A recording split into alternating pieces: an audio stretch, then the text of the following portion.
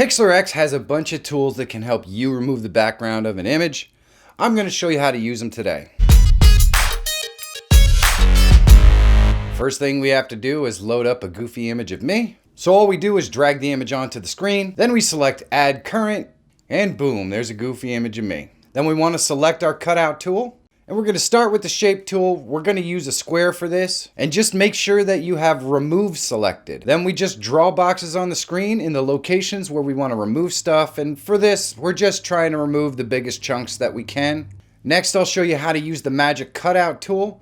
This is really good for backgrounds that are all one color. All you do is click on a color and it will remove all the pixels that are similar colors that are connected to the one that you clicked. And you can adjust the tolerance so it'll pick more or less based on the tolerance that you assign. Then we're going to use the draw cutout tool. This is really good for getting that fine edging around your cutout. Click your left mouse button and draw over the area that you want to remove.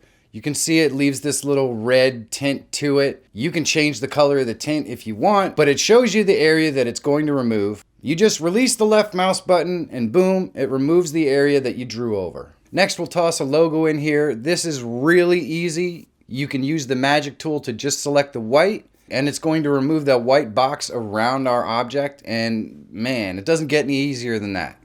And that's how I use Pixlr X to remove backgrounds from my images. If you're a Pixlr user, let me know in the comments and tell me what you might like to see me do a tutorial on. If you're interested in knowing how you can bend text in Pixlr, you can check this video out right here. My name is Michael Fire Jr. This channel is all about tools, tips, and tricks that can help you become a better YouTuber. If that's something you're into, you're going to want to subscribe to the channel so you know when we have new content that comes out. Thank you so much for watching. Have a great day, and I'll see you soon.